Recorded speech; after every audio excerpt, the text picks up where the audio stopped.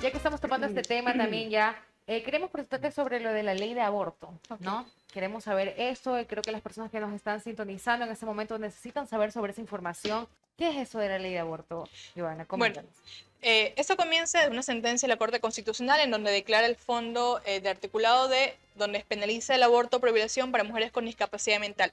Recordemos que antes no se decía discapacidad mental, sino incluso se decía a las personas o a las mujeres que sufren de idiotez. Así se las reconoció en nuestra normativa ecuatoriana. Entonces, actualmente en el COIP está despenalizado desde 1938 la interrupción del embarazo en casos de violación para mujeres con discapacidad. La Corte, ¿qué te dice? La Corte dice no, es discriminatorio porque a las mujeres, niñas y adolescentes las estás criminalizando, o sea, estás obligando, forzando a que sean madres o que vayan a la cárcel, entonces es discriminatorio hacer esta diferencia entre mujeres con discapacidad, mujeres, niñas y adolescentes. Entonces no. La Defensoría del Pueblo construye un proyecto de ley con la sociedad civil, con diálogo, socialización, y envíen ese proyecto para que la Asamblea pueda en 6 meses debatirlo y pueda obviamente, llevarlo al pleno de la Asamblea Nacional. Y eso es lo que hizo la Defensoría del Pueblo, presentó el proyecto a la Asamblea Nacional, este proyecto le fue calificado, fue enviado a la Comisión de Justicia a la que pertenezco. En esta Comisión de Justicia hemos trabajado durante estos meses construyendo un proyecto de ley que se pueda ajustar nuevamente a la realidad del pueblo ecuatoriano. No legislando con dogmas, no legislando con base a creencias religiosas, sino desde la realidad, desde lo que es lo técnico, lo científico, y por eso este proyecto de ley incluso ha sido criticado porque, digo nuevamente, cuando yo empecé este proceso, yo siempre he estado a favor de que las mujeres puedan decidir. Pero no solamente es esto, cuando ya comienzas a construir un proyecto de ley tienes que investigar, tienes que empaparte del tema, tienes que revisar el derecho comparado y con esto tienes que articular un proyecto de ley que sea justo y que sea reparador, que es lo principal. Primer informe para este debate no tenía temporalidad, que fue un tema más criticado, y es que nuevamente, cuando caemos en la desinformación de pensar que vamos a realizar un aborto al 9º mes, o sea, estamos hablando de que no conocemos incluso cuáles son, en las semanas, cuáles son los procedimientos. Este proyecto de ley no es únicamente del aborto, se llama interrupción, y la interrupción del embarazo se puede realizar de diversas formas, o incluso por condiciones naturales. Por ejemplo, ¿cuál? El que tú realices un parto, estás interrumpiendo el embarazo. El que lamentablemente tu feto muera dentro del vientre de la madre por causas naturales es una interrupción. El aborto es una interrupción, los métodos farmacéuticos es una interrupción, incluso inducir un parto es una interrupción. Entonces, eso es lo que este proyecto y lo que la Corte te manda. Sin embargo, obviamente solo se habla del aborto y mucho tiene que ver también con el plazo que se puede establecer. La Corte no te dice tienes que ponerle un plazo o un requisito tal, te dice debatan plazos, debatan requisitos, debatan objeción de conciencia y ustedes tienen que legislar acogiéndose a los mayores estándares de derechos humanos e internacionales, revisar derecho comparado y con eso tienen que tomar las decisiones.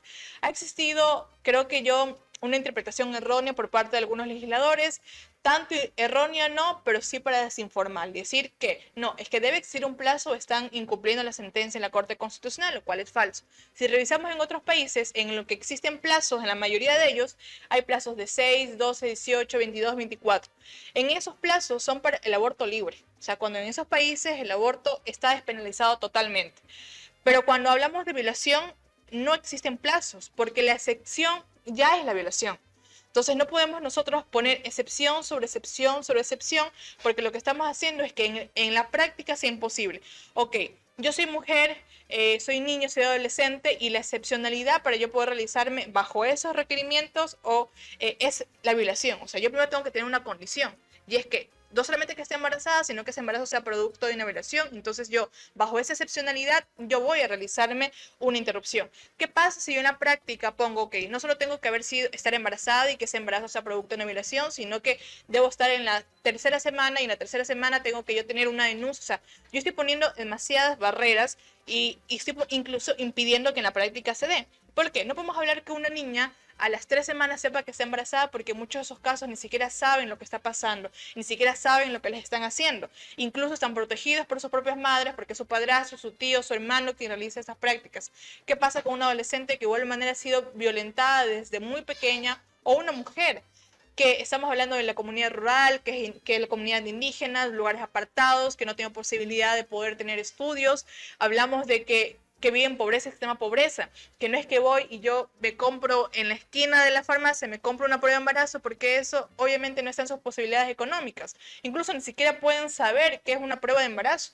Y para nosotros quizás suena ilógico el creer que una mujer no puede enterarse cuando está embarazada, pero eso pasa. ¿Qué pasa con aquellas que siguen teniendo la menstruación?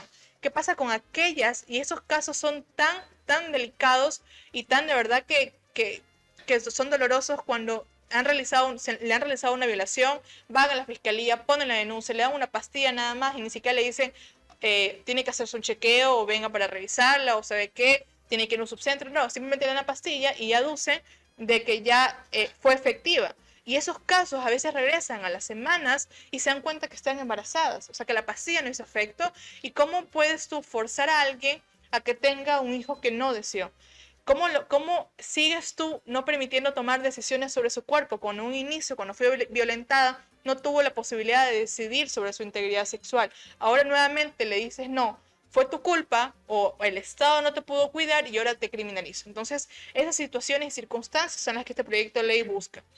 No fue posible, la teoría principal era que cuando vayas a realizarte una interrupción, sea el médico el que determine en qué semana estás, qué condiciones tienes. A muchas ocasiones, incluso los riesgos a una niña es más riesgoso que continúe con el embarazo que se realice una interrupción porque sus cuerpos no estén preparados. Son niños, no son madres.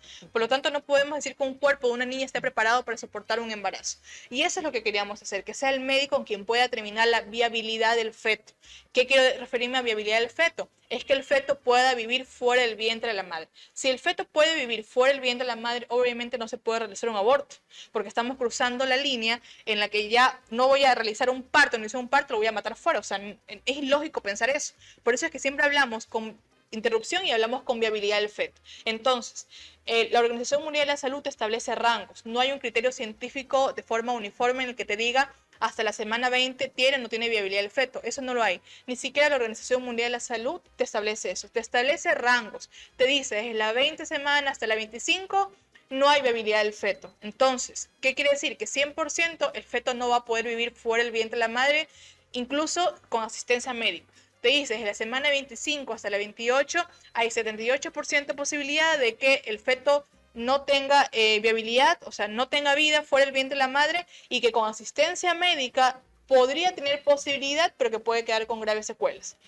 Pero esta realidad cambia en países en desarrollo y países ya desarrollados. ¿Por qué? Porque tienen mejor implementación del sistema de salud pública, porque las condiciones son totalmente diferentes, porque incluso en una niña, mujer adolescente de zona urbana que quizás tenga posibilidades económicas puede tener mayores cuidados de alimentación, pero imagínate cómo nos referimos a una niña que quizás está en condiciones de pobreza, que sufre desnutrición, que ni siquiera se le va a notar la barriga, que está pasando por múltiples abusos e incluso si están embarazadas. Entonces las condiciones cambian y ese feto no va a tener la misma viabilidad que de otras condiciones de otros países en desarrollo. Nuestro país ni siquiera te puede atender, ni siquiera puede incluso darte una pastilla para el dolor de cabeza y tienes que ir a comprar una farmacia. No vamos a hablar de los implementos que necesitas para hacer cuidados intensivos a un feto. Entonces, hasta las 28 semanas se puede interrumpir. Organización Mundial de Salud te establece que hay una posibilidad que hasta las 25 no hay viabilidad del feto. Hasta las 28, 25, 28 semanas la posibilidad es mínima, pero esa mínima posibilidad puede quedar con graves secuelas y va a depender, nuevamente hablo, de un país en desarrollo o un país desarrollado. Por eso el planteamiento fue 28 semanas a un inicio, luego de que nosotros establecimos una temporalidad. Y es complicado porque no puedo establecerlo yo, no puedo establecerlo una ley, debe establecerlo un médico en cada caso y cada condición, pero eso fue desinformado y se quiso entender otras cuestiones. Entonces esa fue la primera.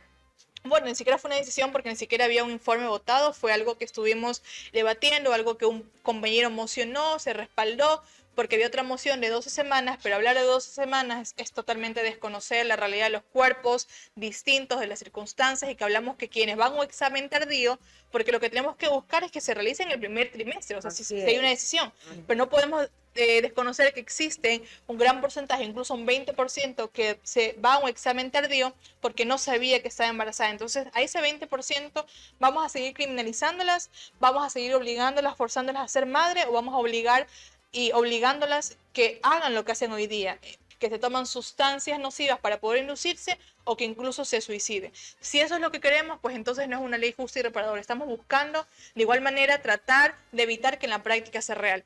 El informe que ahora es votado, tenemos un plazo que es menor, que es para las mujeres de mayores de 18 años, tenemos un plazo de 20 semanas, y para las niñas adolescentes un plazo de 22 semanas, que es lo que establece en el rango de 100% no viabilidad la Organización Mundial de la Salud, e incluso es lo que se ha estado realizando desde 1938 para las mujeres con discapacidad. Y para las mujeres con discapacidad mental, que es lo que establece, hemos nosotros dispuesto a que se realice como se ha venido realizando los últimos años bajo el protocolo del Ministerio de Salud Pública, porque sería regresivo de derechos que yo ahora les diga, no, ustedes solamente pueden realizarse una interrupción hasta la 6ª semana, como plantea un informe minoría de la Comisión de Justicia, que el plazo sea 6 semanas. Es irreal, es ilógico, incluso te plantea una declaración juramentada para poder realizarte una interrupción, como que tenemos que prácticamente pedirles que vayan a un notario a decir que sí han sido violadas, cuando en principio de buena fe te debe dar la posibilidad de que te creas. Y nuevamente repito, no es que una niña, una mujer o un adolescente va a ir a decir que fue violada y va a realizarse un aborto por deporte.